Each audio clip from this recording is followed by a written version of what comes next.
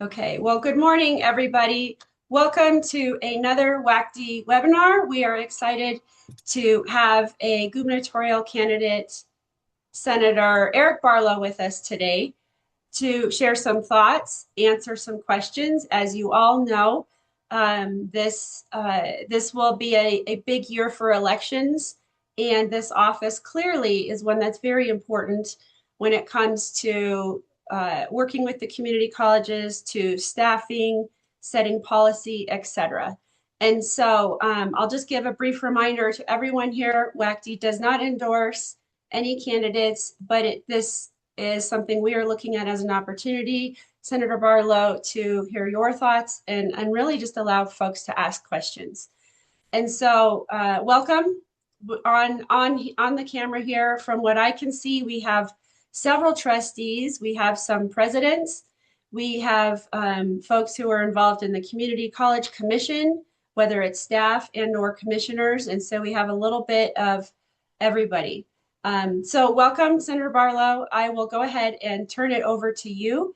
And in the meantime, I'll continue to let folks in.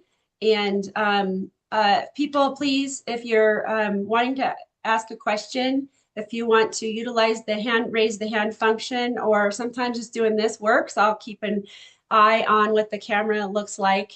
And also I'll keep an eye on the chat. So Senator, you can go ahead and take it away. Well, thank you very much, Aaron. It's a pleasure to join you folks this morning. I see folks on the camera, and obviously there's probably folks who are not on the camera. So all of you, good morning. It's a pleasure to have just a little bit of your time. So I think Aaron kind of set it up. It's an important year in Wyoming. It's an important year for the future of Wyoming with all the elections we have before us. Now, I certainly am running for governor and have, as Aaron said, I'm currently in the Wyoming legislature. But all of these races matter. The future of Wyoming in a lot of races, whether it's trustees for your community colleges and the future there. Obviously, the Wyoming legislature, which has an important role in supporting education broadly and community colleges, and both in policy and in funding. And then, of course, the statewide electeds and the governor being principal in that with the appointment authority over the commission, over the community college commission. So all of these things are important from the community level to the governor's office. I don't know that any is more important because they're all necessary. And working together, we can continue to build upon the strong foundation we have of education in Wyoming and the role that community colleges have in Wyoming for the future of Wyoming. So one, I thank you for all the work you're already doing on behalf of Wyoming and the future of Wyoming. And I look forward to working with you as the next governor, just like I have been working with you, I think, in a meaningful way as a legislator for the last 14 years in advancing our shared interests. And our shared interest, of course, is what are we doing to make Wyoming a stronger, more vibrant, prosperous place for the next generations. So I don't know if anybody wants a little bio stuff, we can talk about that. I'll just maybe share a little bit.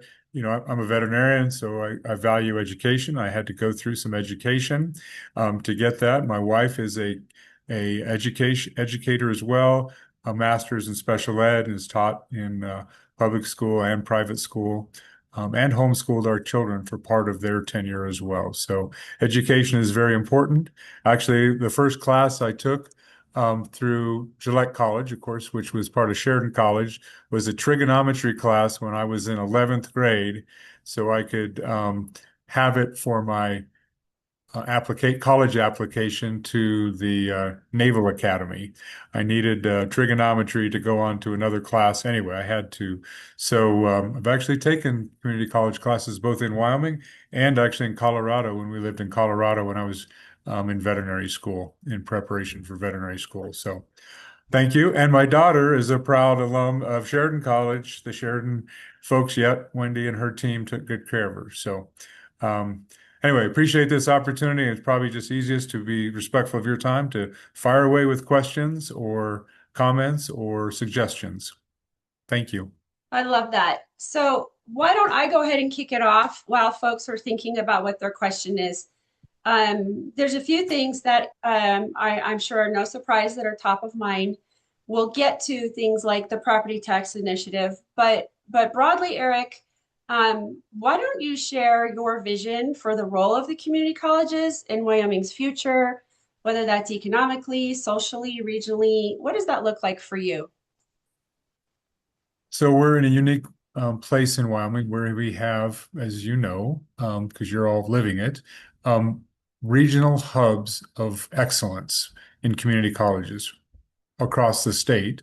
And many of you have branch campuses or branch facilities and campuses, and some of them are growing quite nicely. I just drove by the expansion that's happening in Teton County, and of course, there's exciting things happening in Converse County from Eastern. So there's things happening in many of your districts already that are expanding the opportunities.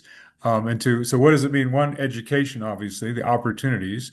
And for me, it's, giving an access point within a community for folks that don't have, whether it's a life circumstance, don't have the ability to pick up and travel somewhere or move somewhere and go to school, whether it's their family or their job or whatever, but they want to expand their own possibilities, their own horizons. So it's basic, education, degree type, and then it's the trades, it's the skills that our future, Wyoming's future, is so tied to. I've been having these interesting conversations about data centers. And, data centers are top of mind for a lot of folks, and in a political sense and in a resource sense. But when it comes to a people sense, one of the things that I said, it's great we have electrical engineers and we have these folks that can think up these things and, do this, incredibly complex things, but you need actually the folks that can do the work, the electricians, the HVAC folks, the folks that are actually, you know, doing the pulling the wires and doing all those things that are so critical for those data centers to work, for them to be in functioning. We need both. We need all types of folks with all types of skill sets doing that. And those skill sets build communities. They build opportunities for families. They build communities, and they quite honestly are going to be the foundation of Wyoming, in my view, both educationally, but for our industries and certainly for communities to have the resilience that we need into the future. We've been boom and bust, right? Wyoming's been boom and bust. And I'm from Campbell County, so my communities lived that. 1984, when I graduated from high school, every third house was under foreclosure because of that cyclic nature we've been. We are much more resilient than we used to be, and part of that resilience comes from the work that you folks do in giving people options and opportunities to upskill, to find their first skills, to upskill, and to gain access to places that previously they didn't have access to locally. And I think, that builds all the things you talked about, Aaron. It builds community, families, and opportunities for the future. Yes, thank you for that. One of your legislative colleagues likes to say the work of the community colleges changes family trees, and I love that. Yeah. Why don't Are there questions from the group? I have lots because I'm prepared for that, but I'd like to make sure your voices are heard. Does someone have a question?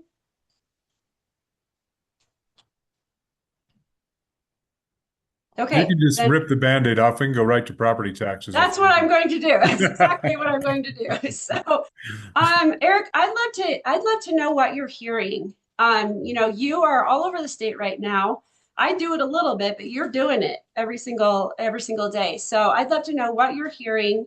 I think you know probably better than most the impacts.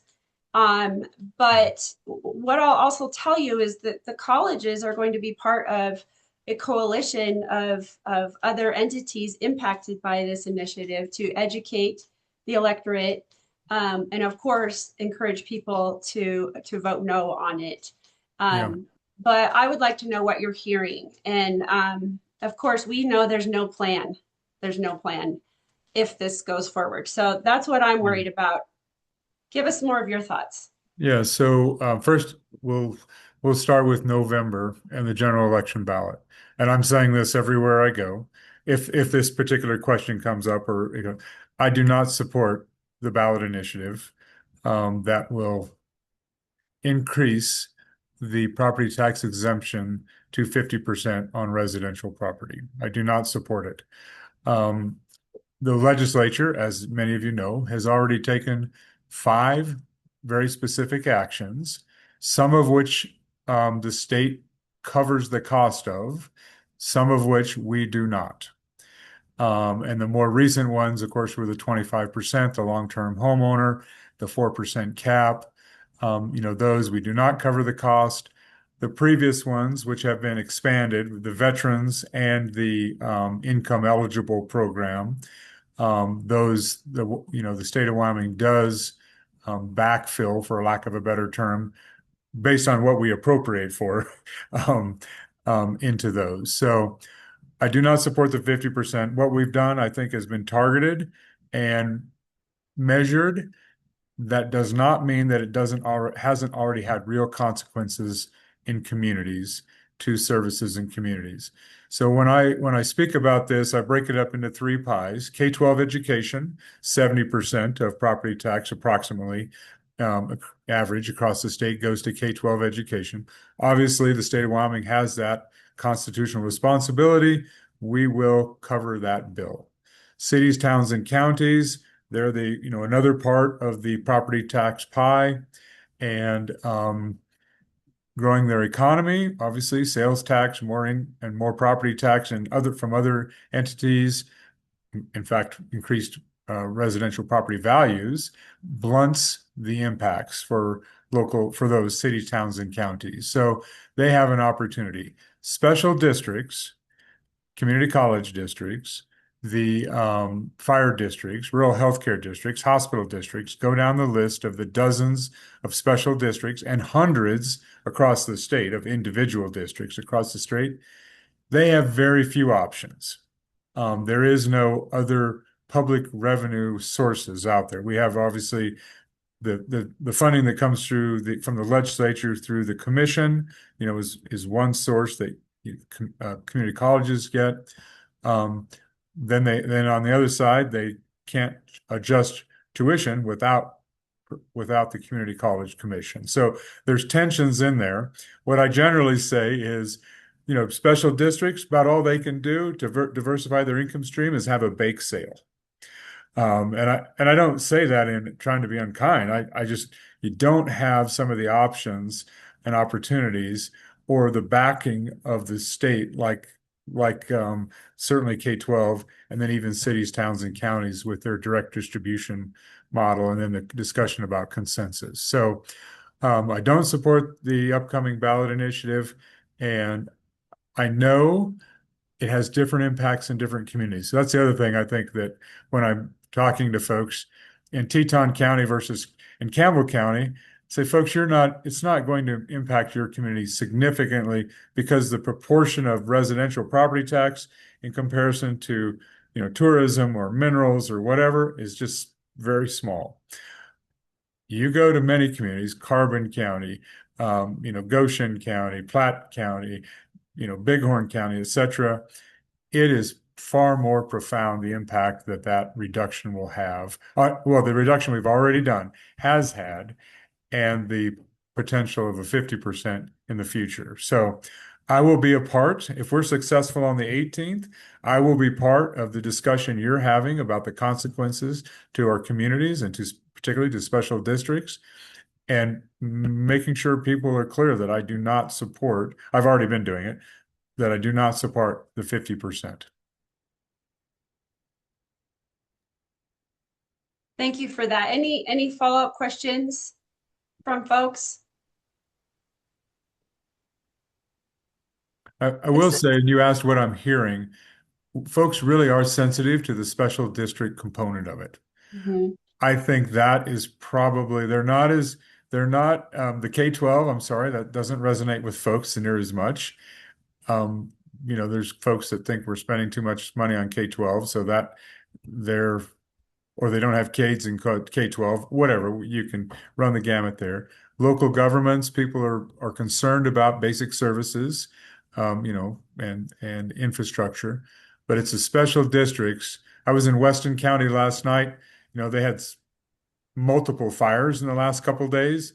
I can tell you their fire district is on their mind right now, and supporting those services, etc. In fact, the phone call I got yesterday morning was from a guy who'd been on fires for 3 days. Mad as hell at the railroad for starting 7 of those fires, and mad as hell at the legislature for not supporting the fire districts that are having to deal with this and thus under resourcing them for what they need in times like this. So thank you. Yeah. That Yeah. wasn't that was maybe more than you wanted, but no one was jumping in. No, this is not a quiet group. I don't know what's Good. unique about today. Um, but one thing I'll let you know, whatever happens in November, the Community College Commission with a broad working group and some resources from some experts are looking at how does this fit in with the broader conversation about sustainable funding for the colleges. Of course, what Gillette College might be looking at soon with coming into the system, um, given the limited levers, so to speak, that they have to pull. The story from the community colleges is hard because they can't say your roads won't be plowed, period, or we won't put out fires. They want to attract students. They need to support staff. And so the message can't be as doom and gloom, but the impacts are very real, as you said. So we're trying to be very thoughtful about how we communicate that message. Um, Yeah, so one of the things, and this is one of the things I'm hearing more in the community at the community level, not at the special district level, but at the special districts are, they provide one service, right? One service, that's their focus, that's their mandate, if you will. At the community level, we've been having, and the state level, you've heard this before, is, well, things are tighter, so we're just going to tighten our belt, and there's going to be less resources. That means folks are going to have to figure it out or provide less services. And I've challenged some of these folks is, what services, if you believe in this, what services that you use are you willing to give up? Because everybody is willing to give up the services that somebody else uses, right? Everybody, oh, they don't really need that. But my challenge to them is, what services do you use? And are you willing to give up a portion of that? Because that's the real question if we continue down this road. And I think that's the question, that community colleges, you know, should be not thinking about, or the reality is what what does it mean to a community if we have to make tough choices? What does it mean to, our students, our staff, and our future if we have to make some of those tough choices because of, i.e. the voters going in a particular direction. oh, I Thank you. see a hand up. Brad, Trustee Cundy, go ahead. Yeah, Eric, good to see you again. I've seen you a few times in the last few months, but Yes, uh, sir. it seems to me, I mean, what's your thoughts on the fact that I don't think anybody realizes how everything's paid for and what services are are out there that they use? They just there's a disconnect. They don't understand what they're going to be losing. Yeah, thanks for that, Brad, and great to see you. Great to see all of you, but great to see you. Yeah, I think that's why I challenge them. What do you use? What are you getting from for your tax dollars, or what are you using? Who pays for it? And are you willing to give it up? And when people think about that, if it's the rancher at the end of the road, county road, and he's got 15 miles of county road that gets him to his place, proportionally, um, he's using a lot of funding on an individual basis for the county to maintain that road and the infrastructure to his place. Actually, on an individual basis, far more than the person probably on the city street. Um, but that yet they would have the impression that I don't need any government services. I don't need to be paid anyway. So yeah, I don't know. It's a job for all of us. It's a job for all of us to understand and appreciate that. Wyoming taxpayers Association. WTA has some great, great information, and they continue to update it. Um, and so one of the ways that I actually get to part of this question is, part of the folks that say that we want the property tax say we have billions of dollars sitting around doing nothing at the state. And when you start, when they say that, I say, okay, we have considerable reserves, but they're dedicated to specific purposes. And if you take one of those accounts, the $11 billion plus in the Permanent Wyoming Mineral Trust Fund, well, that's generating 30% of the revenue that the state of Wyoming is using on an annual basis right now to pay the bills. In fact, you could extend that argument or discussion to say 30% of the money that community colleges get from the state of Wyoming is from the earnings off of that investment. That means that less local taxes have to be paid to support those services. So you can't have it both ways. You can't say state shouldn't support things and the locals shouldn't support things. Take away both, it's even worse. And that's part of what the narrative I don't think people understand is yeah, you can have less property taxes. The state will pay for it out of its resources. Well, the state has obligations for those resources, including K-12 education. So one of the things I've said is, look, folks, if the voters go through with this, there's going to be natural consequences. It's like the kid in the hot stove. Don't touch the stove. Don't touch the stove. Don't touch the stove. You touch the stove, and there are consequences. And unfortunately, there will be institutions like some of yours, and there will be, services in other special districts where the brunt of the consequences may be felt if the voters move forward with this. Oh. Not a good answer to your question, Brad, but we have to continue doing the work. And I'm glad you're participating in that educational effort on the ballot initiative. Yep, the story will be a level of messaging from WACCT out, but each college has their own story and how that impacts them regionally. So they'll be hearing that as well. Commissioner Deal, go ahead and ask your question. Yes, thank you. I'm in a somewhat unique position in that I'm a city councilman in Torrington as well as a community college commissioner. And one of the things I think needs to be recognized is the importance of services beyond those we immediately think of. Yes, we need roads. Yes, we need fire departments. Yes, we need electrical. We need water. We need wastewater, all of those things. But for community college purposes, as well as cities, municipalities, and counties, in order to attract businesses, we also need those services that people don't think of that are loss leaders. Things like our local airports that are never going to make money, paying for cemeteries, paying for ambulance service, which I know people are talking about, golf courses. All of those things are amenities which are required. Eastern Wyoming College here in Torrington, for example, have a wonderful golf team.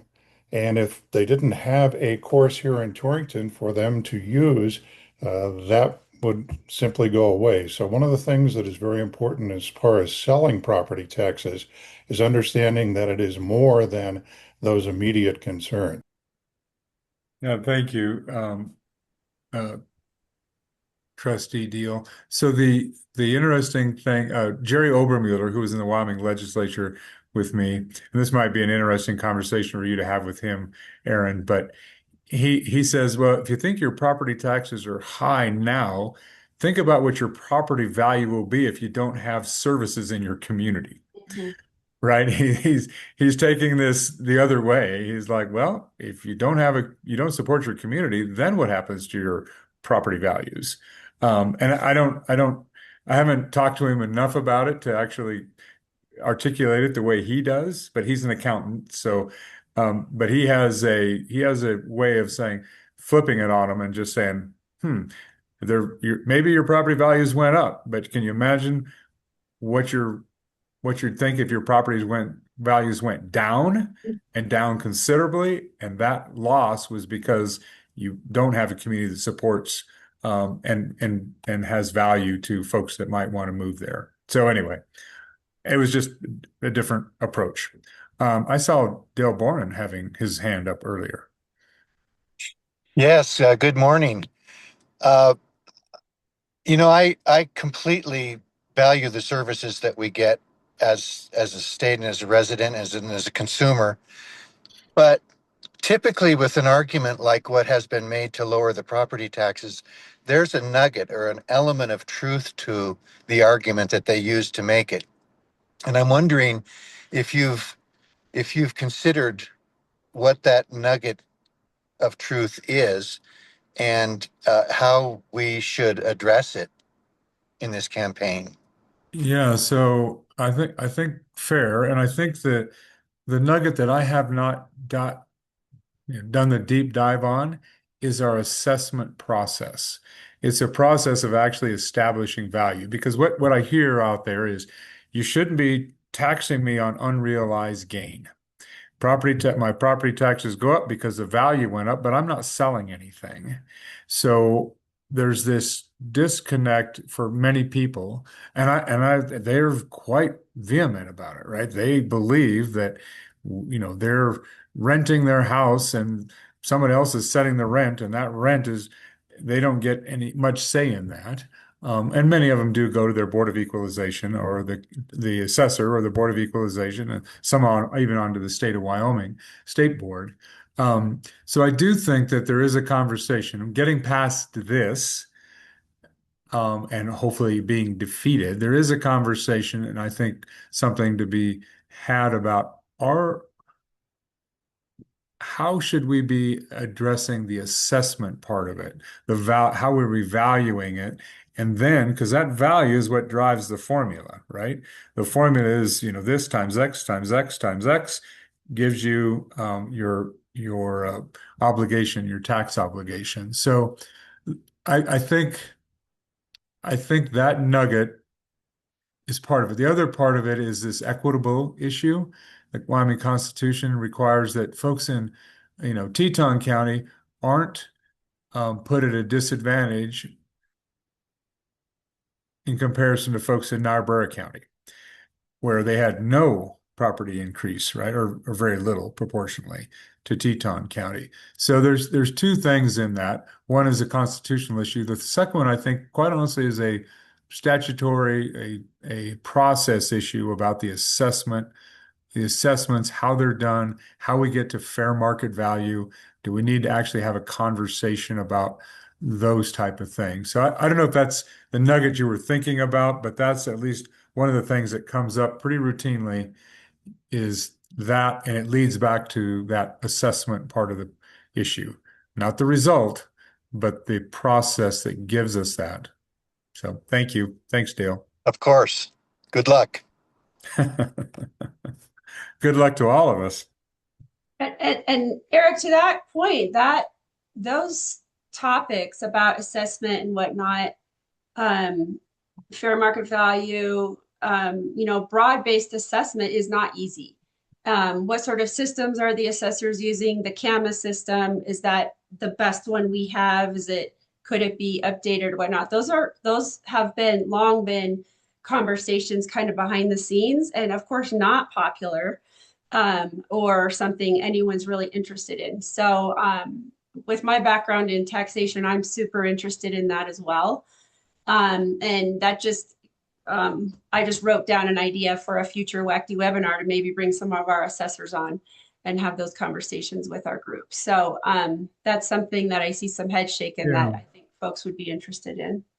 Yeah, and I appreciate that. I would go a step further to say they're tough discussions. And quite honestly, we don't have a Wyoming legislature right now that can take on very big issues. If you want to do something transformative in about any space right now, at least the current Wyoming legislature does not have that capacity. I'm not saying it's easy in the best of times.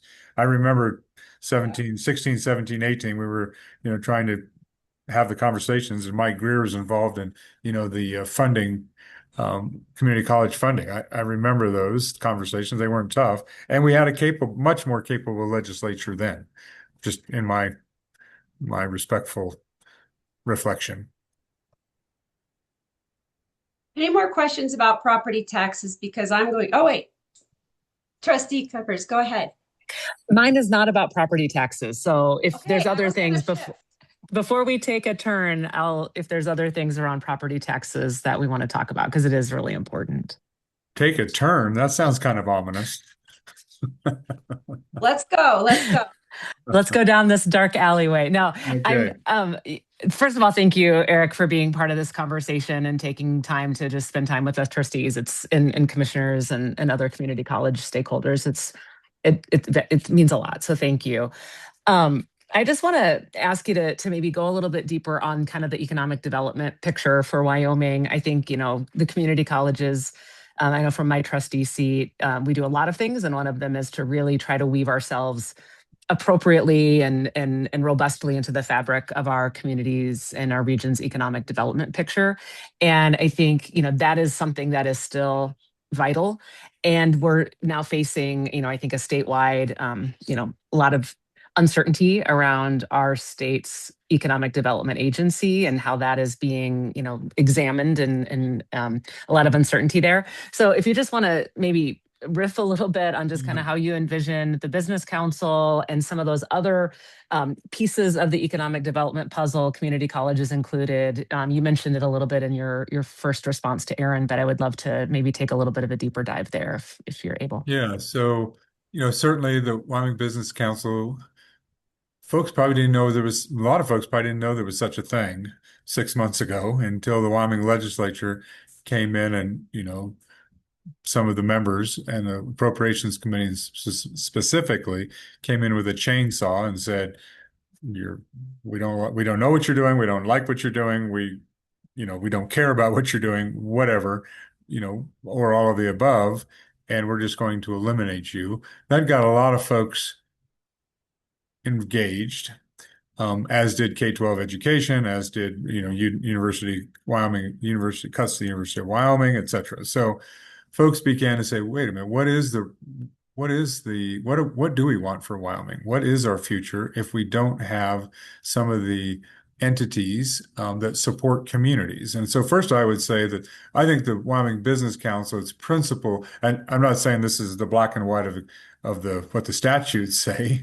I'm saying this is what I think the vision could be is how do we support communities that want to strengthen themselves, to grow their economies, to grow their community, the opportunities in their community, and what is the role for the state? So I think it's as a collaborative, as a partnership, as something where we do provide basic services. I was in Grable, and they don't have a grant writer in Grable, Wyoming to help them get some of these things. So they're never going to, have access to whether it's programs through the Business Council or other things, unless they have some assistance. And I think the Business Council needs to be, some communities don't need that, right? Cheyenne, Casper, they probably have enough staff and sophistication that they can cover a lot of those bases. But many communities in Wyoming do not have that. Part of those communities and part of that space is, as you as a community college probably have some of that expertise, but how do you bring the business community that you're partnering with, that you're building a workforce around, that you're supporting, how do you bring them into that fold with the community economic development folks and then be supported meaningfully by the state? So I'll do a couple of concrete things. One, the governor is a co-chair of the Wyoming Business Council. I will be a governor who shows up and is there to, listen to the concerns and help, guide the business council that's in the most meaningful way, our best understanding of how we can be meaningful in supporting communities. And communities, obviously, you're a part of the community. You are a part of that infrastructure in a community that really opens doors and helps provide opportunity. The second thing with the Wyoming legislature, first of all, if we don't change some butts and seats, we're going to have some challenges continuing in the Wyoming legislature. And the Business Council and community colleges, there'll be lots of challenges, right? And so what happens is the next election makes a difference. If we want to adjust the mission of the Business Council in its statutory mechanism, then we need a legislature who can do that work and be responsive in a meaningful way and help build in those expectations of connections to the community. And again, that includes the community colleges, that includes the business community, that includes the industries out there. So yes, the governor is a part of that. Yes, the legislature is a part of that. But most importantly, you folks, whether it's you're in your own businesses or your role as a trustee or the combination thereof, you actually have the vision of what your community and what the different communities need. So that we need to be better informed, not just locally, but at the state level about what that proper role is and where it makes a difference and can make the most meaningful difference. And it's not always about, sometimes it's just about the title. In fact, I have been confounded that maybe we just didn't name it correctly to begin with. The Wyoming Business Council, right? Maybe that is actually, we have to start with the premise of what is it we're actually trying to accomplish in this. And we're actually not, subsidizing businesses in the classic sense, et cetera. We're actually, helping prepare communities physically and workforce wise for a brighter future. So I don't know if that gets to any of your question, but there does need to be a reassessment of where we are, and that local voice, your local voices, I think are going to be very pivotal in how successful, what the changes are and how successful they are. Thank you. I saw somebody said they had a question, but then they couldn't find, Kathy, I think, said she had a question, but couldn't find her hands. Hands, Kathy, hands off the keyboard. You can use this, yes. I've lost my hands. Well, there's worse things to lose. I'm That's just saying. Good morning. Morning. And I apologize if I missed your comment about this. I took a phone call as you were talking about the data centers. Oh, yeah. And I just wondered, because this is obviously critical in Cheyenne and Laramie County, and stands to make a big impact for Laramie County Community College as well as our community. How are you feeling about data centers and the commitment in the state to them, or not? Yeah, sure. Thank you, Kathy. So I didn't make any specific comments about data centers. I was just talking about the workforce needs for data centers and you being, community colleges being a part of that training that week for us. But to the broad data center question, the more broad policy question, I had it last night at the Weston County Fairgrounds.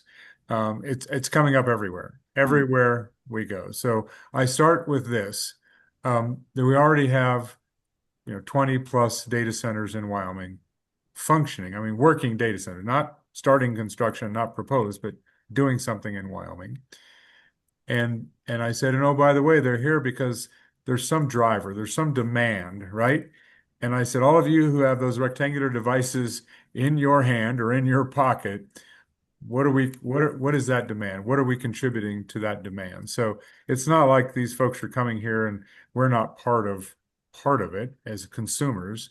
The second thing I talk about a little bit is we have centers that the user of the information, Google, Meta, are the owners of those data centers. And now we're having another phase of, I would call speculative isn't the right word maybe, but centers that build it and they will come, right? We will get a tenant to come in and we will host them and we will do this work. So yeah, I see the note. Cheyenne Leeds has a great piece on data centers and all that. And actually, I've spent some time with those folks and WAM as well on the data center issue. So we're getting some speculative. It's no different than the oil and gas industry or wherever. When people see something, there might be a pot of gold at the end of that rainbow. Everybody's running toward a rainbow.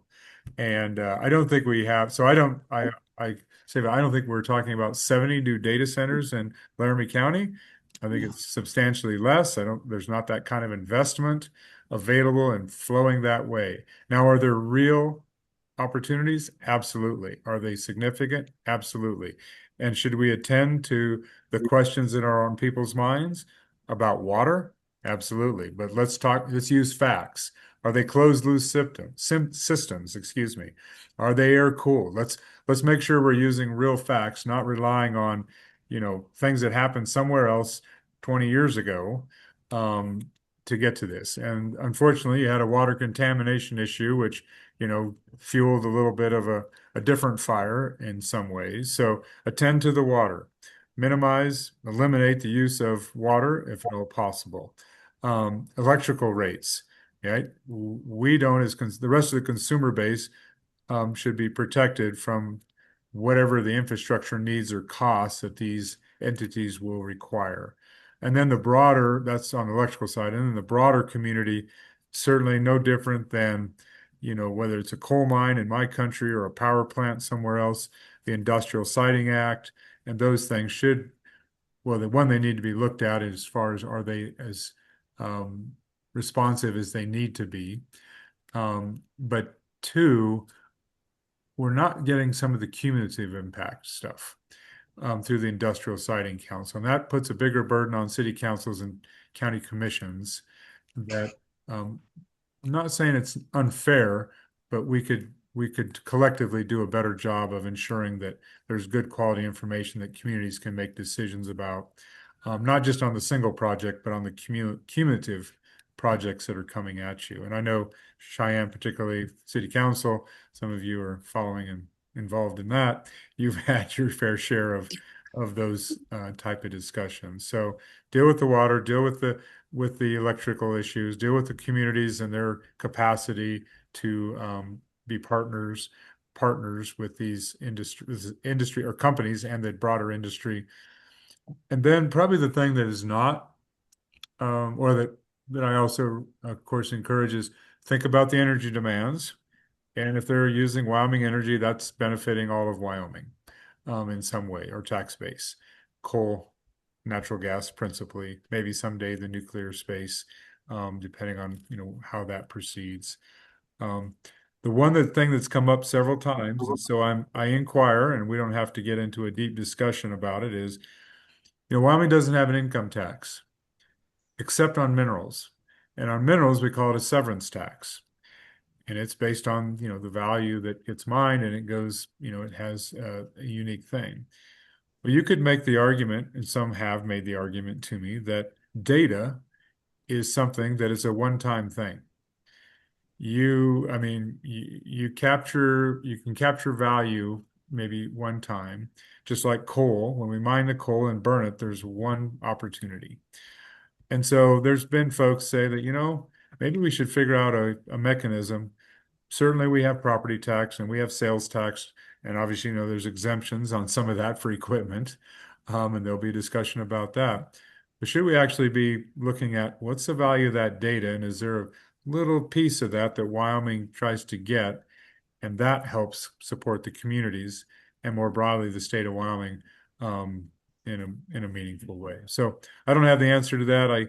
Another thing that I stuck Jerry Obermueller on. Thank you. And taxpayers and Hank. I put them on that. Yeah, thank you, Kathy. So Eric, this is Brad. Yes. Backing up to, you mentioned 1984 when you graduated high school in Gillette. Cundy Asphalt had been in business 4 years, and Campbell County, like you said, a third of the houses were under foreclosure, and that was hardly anything compared to the rest of the state. Communities like Casper were probably 50%, and and then a few years later, Cundy Asphalt we almost went under, and we managed to squeak by. And by the early 90s, the economy had, Campbell County came back fairly rapidly. And, then there was a lack of housing lots to even build on in Campbell County. And so we partnered with another buddy that was an underground contractor and landowners, and we, because it was still risky, uh, we developed a couple subdivisions, and it took years for those lots to sell. And therein lies the issue that the state has, you know, is that it's not like the Front Range of Colorado where developers are dumping tons of money because build it and they will come. In Wyoming, they're not going to risk that type of money because they don't know that the population will show up to buy the lot. Mm-hmm. And so we, as a state, need to partner with business in some fashion to shore up that lack of the portable lots to be able to purchase. And then that comes full steam into the far right Freedom Caucus thing that, you know, stay out of business because they'll show up and do it, and they're not going to show up in Wyoming to do that. Yeah, so you're right. You're right on. And what's the role of government broadly and the state as a partner with local governments and businesses? It seems to me, I think you hit, how do we find some of those lands or do things with land costs that doesn't have to be passed on or held by the developer. Infrastructure obviously is a big way through the Business Council, through the state SLIB board, where the state has partnered with communities and provided that infrastructure that both for business and for homes. And that's happening actually in Wright, Wyoming right now. They are developing a new section for housing, and between the land, keeping the land costs in check, and the infrastructure that gives opportunities. The third thing we can and need to do is revisit our WCDA and the programs that they have, and make sure that we're not just getting the really one-off new first-time home buyers, but the folks that are looking to move to their second home. Their family is growing. There's opportunity to move on. So all of that, I think all three things needs to be addressed. Now, the contractor issue, that's continues to be a challenge. My son's a general contractor in Sheridan. There is no end to the possibilities of work if you're willing to work. Now he's not building, new homes in a subdivision. He's doing remodels and major additions, but there's no end to the potential for work. Workforce continues to be a challenge. The Eastern Wyoming project in Douglas will be an interesting, hopefully a building capacity workforce, skilled labor workforce opportunities, and many of you have others. Electricians program at Western, and you all have different things that you're working on. They're all powerful, all important and powerful. But for the state role, I think it's infrastructure. I think it's the land costs, and then do we have the program WCDA type expansive or expanding programs that would be meaningful? And by the way, this isn't just big communities, right? Meeteetse, Wyoming. Mr. Haugen said, "You know what?" I said, "What do you need?" And he's a school board member, K-12 school board member. He said, "I need more kids in the schools. To have more kids in the schools, I need more families. To have more families, I need more jobs. To have more families and jobs, I need more housing." So, these are all interconnected for the vitality of Wyoming's future and communities and industries. Is we need, opportunities for families to build the future that they see for themselves. And we can be a stronger and better partner in that. The state of Wyoming can. I'm convinced of that.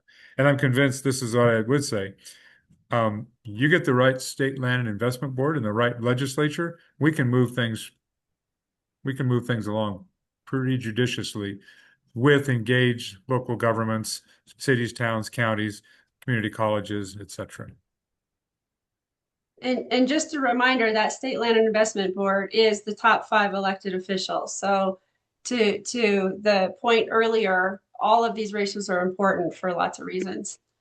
Eric, we've got about 6 minutes left, and if no one else has a question, I have one, but I want to make sure you guys get your time. Does someone else have a question? Okay, so the question that I have takes us back to the spectrum of education, K-12 through the colleges and UW. What could we do better? Super simple, but I bet the answer is not super simple. What could we do better? What could community colleges do better? Well, if we're talking about K-12, advising as kids move on from high school, how do we partner with UW? How does UW work with all of us? You know, I think there's a lot you can get into with that question. Yeah. So, when I first came in the legislature, Rosie Berger was just trying to, have a continuity of, credentialing I'm not coming up with the right word at the moment. Sorry. Um, just making sure you had transferability, right? That what you did at a community college is worked at the university. We have that same thing between our K-12 too, right? Is what they're getting at the university help build them in the future.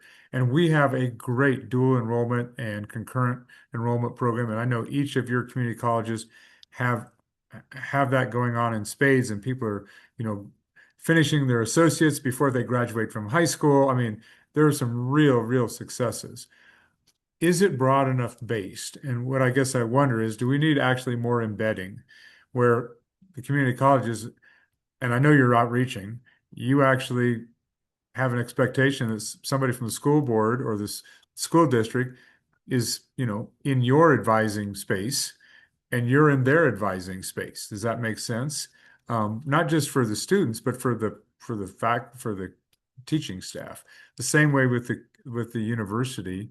Now there's the university, the governor has a more direct role with the University of Wyoming in appointing trustees and in obviously making budget recommendations. Local school boards, that's a little different. There's more of a legislative, the funding model, et cetera. So just like everything, I think it's about more communication, more shared vision, more what are the opportunities and how do we build that out together. I don't know that I have exact things, but I know, Northeast Wyoming, we've had some interesting discussions over the last several years about whether we should have a new community college district or not. And we went through that process.